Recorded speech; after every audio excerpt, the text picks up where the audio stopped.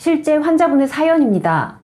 저는 50대 평범한 주부입니다. 대부분 친구들은 폐경이 되었고 갱년기를 걱정하며 여성 호르몬에 좋다는 온갖 건강기능식품들을 챙겨 먹고 있는데 저는 피부나 모발은 어떻게 되어도 상관없으니 제발 폐경 좀 빨리 왔으면 좋겠다는 마음이 간절합니다. 그 속도 모르고 친구들은 아직도 생리하니 좋겠다는 말을 하고 있어서 남모르는 소가리를 하고 있습니다.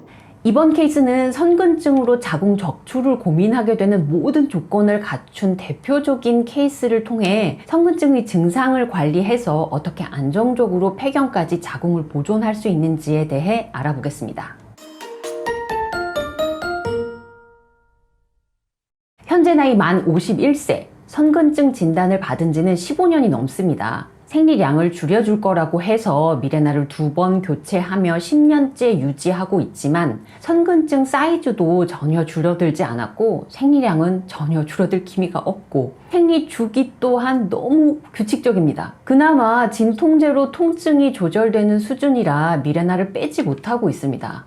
최근 몇 달 사이 아랫배가 더 나오고 소변을 더 자주 봐서 산부인과를 가니 선근증이 커져서 방광을 누르고 있다고 자궁을 적출하자라는 말을 들었습니다. 15년을 견디고 미레나를 한 시간만 10년이 넘었는데 생리 한 번도 건너뛴 적이 없고 할 때마다 많은 양의 생리를 감당한 세월이 얼만데 이제 와서 적출하라는 얘기를 들으니 억울한 마음도 생깁니다.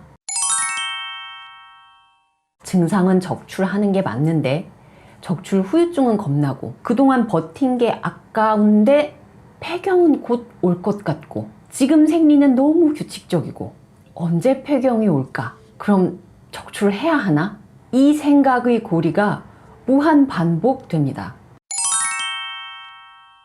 선근증은 부분절제, 하이프 등의 방법이 비효율적이기 때문에 기본적으로 자궁을 제거하는 자궁 적출술이 원칙입니다. 그래서 더 이상 출산 계획이 없고 출혈 과다나 통증이 조절되지 않거나 커진 자궁 사이즈로 다른 증상이 유발될 때 산부인과에서는 자궁 적출을 당연하게 권유합니다. 하지만 선근증은 폐경이 되면 대부분의 증상에서 자유를 얻기 때문에 많은 분들이 자궁 적출보다는 폐경이 오기를 기다리게 됩니다. 게다가 자궁 적출은 사람에 따라 다양한 후유증을 남기기도 하니 섣불리 자궁을 떼내기보다는 폐경이 올 때까지 조금만 더 기다려보자라는 마음이 앞서는 것은 당연합니다. 수술을 하게 되는 분들의 대다수는 자궁 적출을 원해서 하는 것이 아닙니다. 증상 때문에 어쩔 수 없이 하게 되죠.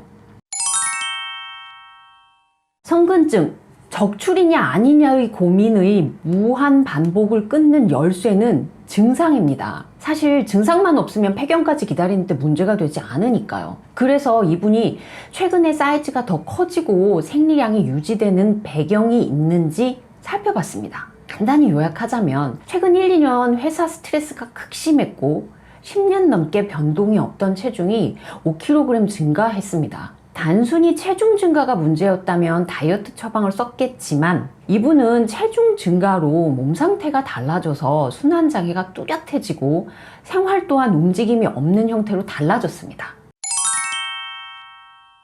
치료는 생리량이 많다고 해서 지혈제를 쓴 것도 아니고 체중이 늘었다고 해서 다이어트를 시킨 것도 아닙니다. 늘어난 체중과 달라진 몸 상태로 정체된 순환을 개선하고 순환 문제로 고인 습담을 배출시키는 처방을 쓰고 생활에서 수시로 움직이는 상황을 만들도록 노력했죠. 그렇게 한 달 반이 지나고 생리량은 3분의 1로 줄었습니다. 현재는 한약 복용도 절반으로 줄인 지 2달이 되었고 생리량은 줄어든 상태를 유지하고 있습니다. 팽만감 역시 상당히 줄어서 자다가 소변 보는 일은 아주 가끔 있습니다. 안타깝지만 당연하게도 체중은 그대로입니다. 이분은 이 정도 생리량만 유지되면 생리는 얼마든지 해도 되겠다고 합니다. 적출에 대한 고민은 이제 다시 하지는 않습니다. 출산 계획이 없는 선근증은 증상을 조절해서 안정적으로 폐경까지 유지한다의 선근증 치료 목표에도 부합합니다. 그래서 현재는 폐경을 안정적이고 편안하게 기다리고 있는 중입니다.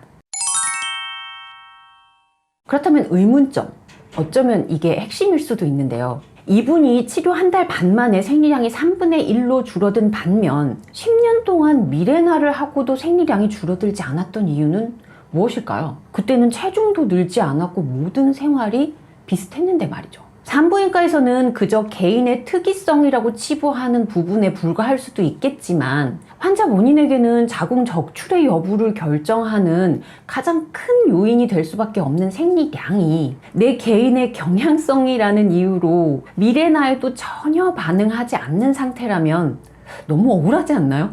그래서 한의학에서는 그 개인 특이성이 무엇이냐에 더 집중하게 됩니다. 나이도, 체중도, 심지어 호르몬 수치도 비슷한데 소형 패드 이상을 써본 적이 없는 사람과 흡수량이 많은 기저귀형 패드를 해외 직구로 구매해야 하는 사람의 차이를 찾기 위해 유전적인 요소, 자궁 난소의 질환 여부, 생활 패턴, 체질 등 다양한 이유들을 샅샅이 살피게 됩니다. 이분은 치료 후 생리량이 3분의 1 이하로 줄어서 성근증 진단 전의 월경량보다도 오히려 더 적은 것 같다고 했습니다. 추정해 보건대 평소 수면장애가 쉽게 발생하고 습담이 잘 쌓이는 패턴의 체질이었을 가능성이 높습니다. 한약 처방 역시 그에 맞춰진 구성이었고 체질을 바꾸어서 다시 태어나게 할 수는 없어도 생리량을 줄이는 데에는 도움을 줬던 것이죠. 이런 고민을 하는 분들이 가장 많이 물어보는 것이 바로 저는 언제 폐경이 될까요? 입니다. 폐경 시점만 정확히 알 수 있다면 대체 얼마나 기다려야 되나?에 대한 대답을 알 수 있으니까요. 하지만 한국 여성의 평균 폐경 나이 49.9세는 통계에 불과하고 내가 정확히 몇 살까지 생리를 할지 알려줄 수 있는 검사는 없습니다. 흔히 검사하는 AMH와 여성 호르몬 수치 역시 어디까지나 경향성을 알 수 있는 것 뿐입니다.